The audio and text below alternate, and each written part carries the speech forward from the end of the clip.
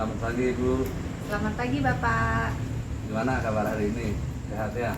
Astungkare sehat Bapak. Bapak gimana Ya, kabarnya? biasa sehat nih. Baru habis panen durian nih. Wah, senang sekali ya Ya, Bapak. jadi sudah siap di mengajar hari ini. Sudah Bapak. Sesuai dengan kesepakatan kita itu hari bahwasannya hari ini jadwal Bapak untuk berkunjung ke kelas Ibu. Iya. Kira-kira Ibu sudah siap mengajar sekarang. Sudah siap. Kalau begitu, mohon maaf ya, bisa saya tanya kira-kira untuk hari ini apa tujuan pembelajaran itu? Baik Bapak, jadi tujuan pembelajaran kita hari ini yaitu menanamkan konsep EPB dengan permainan congklak. Keren ini luar biasa. Nah, kira-kira pembelajaran untuk hari ini diambil berapa JP? Jadi hari ini saya akan mengambil kira-kira 2 JP. 2 JP. Ya, 2 jam Berarti pelajaran. dalam seminggu itu anak dapat pelajaran ini berapa kali dalam seminggu? Jadi untuk matematika itu kan ada 6 JP untuk 6 kelas JP. 6 ya. Oh iya. Nah, kira-kira bagaimana proses pelaksanaan pembelajaran nanti ini? Bisa jelaskan sedikit biar Bapak ada bayangan. Jadi dalam pembelajaran nanti itu akan dimulai dengan saya menunjukkan alat permainan sederhana Bapak berupa congklak. Congklak. Ya, terus nanti saya akan meminta anak-anak untuk menceritakan terlebih dahulu apakah anak-anak sudah mengenal permainan congklak apa belum. Oh, ya. Terus selanjutnya nanti saya akan membagi siswa menjadi beberapa kelompok dan akan memberikan LK. Oh, artinya sebelum mengajar itu terbiasa Ibu itu masih pertanyaan banyak penanti dulu kan? Iya. Oh gitu ya. Lalu saya kira-kira sebelumnya ini anak-anak sudah pernah melakukan permainan ini dari tempat ini. Ada yang sudah, tapi ada juga beberapa anak yang belum. Jadi terkait dengan apa namanya rancangan pembelajaran tadi itu, ya barang tentu di akhir itu pasti ada asesmen ya. Jadi bagaimana Ibu untuk mengalokasikan atau mengkondisikan asesmennya itu, bisa berikan bayangan sedikit. Baik Bapak, jadi nanti di kegiatan asesmen itu saya akan menggunakan beberapa aplikasi. Salah satunya yaitu menggunakan Yground. Jadi nanti saya akan menyiapkan Chromebook untuk anak-anak dalam melakukan evaluasi pembelajarannya, asesmennya Bapak. Oh ya, bagus ya, pas itu. Jadi untuk fokus observasi hari ini itu tentang pengelolaan kelas, ya, fokus pengembangan kompetensi yang Ibu pilih itu di ruang kita. Bagaimana Ibu setuju ya? Maaf bertanya lagi sedikit ini. Kira-kira dalam kegiatan belajar hari ini, kira-kira Ibu menemukan kendala apa enggak? Jadi saya prediksi ada beberapa kendala yang mungkin akan kita hadapi nanti di kelas Pak. Karena nanti kan saya akan menggunakan Chromebook.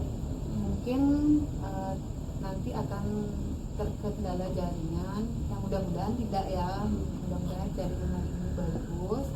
Dan juga mungkin terkendala nanti ada beberapa anak itu yang belum bisa permainan congklak, tapi karena permainan ini sederhana, mungkin kendala itu tidak terlalu berarti, mungkin bisa di atas. Ya, mudah-mudahan nanti kalau sinyalnya bagus ya ini ya.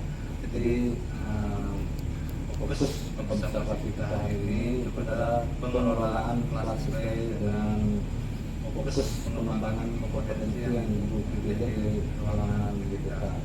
Bagaimana setuju apa nanti? Ya setuju Bapak, jadi sesuai dengan apa yang saya pilih kan nanti fokusnya di sana.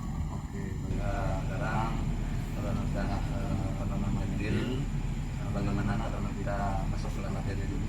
Baik Bapak, izin nanti saya menyiapkan sebentar. Baik Bu, terima kasih Bu karena sudah mengajar. Jadi kalau boleh yang tahu kira-kira bagaimana perasaan Ibu hari ini ketika sudah mengajar tadi? Perasaan saya hari ini senang sekali Bapak karena saya sudah selesai atau menyelesaikan kegiatan hari ini mengajar dan sudah diobservasi oleh Bapak. Namun memang ada beberapa hal yang menjadi kendala atau yang rasanya belum pas yang saya lakukan tadi Bapak. Misalnya tadi ada beberapa kelompok dari anak-anak itu yang kurang aktif Bapak. Ya betul ya. Jadi saya juga sempat juga mengamati tadi. Jadi ada beberapa anak yang kurang aktif di dalam menyimak pelajaran itu. Jadi ada kecenderungan itu anak-anak itu diam itu. Mungkin apakah ada permasalahan mungkin di rumahnya atau gimana. Jadi menurut Ibu itu kira-kira apa poin utama penyebab anak-anak itu kok sepertinya diam, tak konsen menerima pelajaran ketika Ibu sedang menjelaskan tadi? Tadi anak-anak tidak konsen itu menurut saya apa mungkin karena saya itu kurang memberikan peran yang jelas pada anak-anak atau instruksi yang jelas ya pada anak-anak saya. Jadi anak-anak kurang aktif kelihatannya di kelompoknya seperti itu. Oh iya, itu jadi itu pengamatan yang bagus. Secara keseluruhan siswa tampaknya antusias ya ketika saya pantau tadi, mereka tahu perannya. Jadi menurut Ibu apa strategi yang bisa membantu Ibu gitu agar nantinya siswa yang agak kurang fokus itu bisa meningkatkan kreativitasnya, terutama dalam pembelajaran ini agar lebih konsen? Bagaimana kira-kira menurut Ibu? Menurut saya apa ya Pak ya, atau mungkin nanti saya bisa memberikan tugas yang jelas mungkin pada anak-anak. Tadi kan kelompoknya itu ada sekitar 3 atau 4 orang ya Pak. Mungkin nanti saya akan memberikan tugas yang jelas pada masing-masing kelompok itu. Mungkin dari siapa yang mencatat, terus siapa yang berdiskusi, terus siapa yang nantinya menjadi pembicara. Mungkin itu yang bisa saya lakukan. Jadi saya akan memberikan atau mengarahkan ketua kelompok untuk dia mengakomodir teman-temannya atau diberikan tugas yang jelas kepada teman-temannya gitu, biar tidak ada lagi nanti anak itu tidak mendapatkan tugas atau bingung dengan tugasnya di kelompok. Mungkin seperti itu ya Pak. Wah, itu merupakan brilliant idea menurut Bapak nih. Jadi berdasarkan data observasi yang Bapak tadi, saya melihat pertanyaan Ibu itu sudah sangat efektif gitu ya. Untuk tahap berikutnya, bagaimana kalau Ibu mencoba menambahkan refleksi individu di akhir kegiatan agar siswa lebih memahami relevansi proyeknya dengan kehidupan nyata. Jadi sesuai dengan pembelajaran mendalam itu kan ada prinsip pembelajaran mendalam, yaitu ada prinsipnya itu yang pertama itu agar berkesadaran, kemudian yang kedua itu agar bermakna, ketiga harus bisa merefleksikan. Nah itu mungkin segera masukan dari Bapak. Kira-kira bagaimana bisa enggak Ibu menerapkan model semacam itu biar pembelajaran mendalam itu, deep learning ini bisa terakomodir khususnya di dalam prinsip pembelajaran? Wah, kalau seperti itu ide yang bagus ya Pak. Mungkin nanti saya bisa mencoba tahapan itu nanti mungkin akan saya coba di pertemuan berikutnya. Oke, kalau begitu luar biasa sekali Bu. Saya selaku kepala sekolah di sini sangat mengapresiasi tentang keterbukaan Ibu dan semangat Ibu ya. Mudah-mudahan kompetensi Ibu ini bisa ditingkatkan lagi nantinya.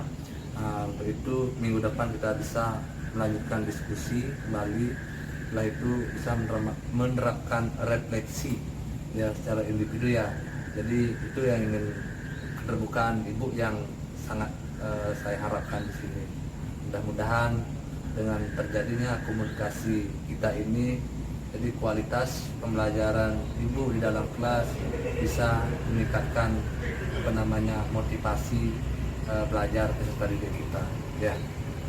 Baik Pak, saya mengucapkan terima kasih atas arahannya, dan tentunya di lain waktu saya juga pasti akan banyak bertanya sama Bapak.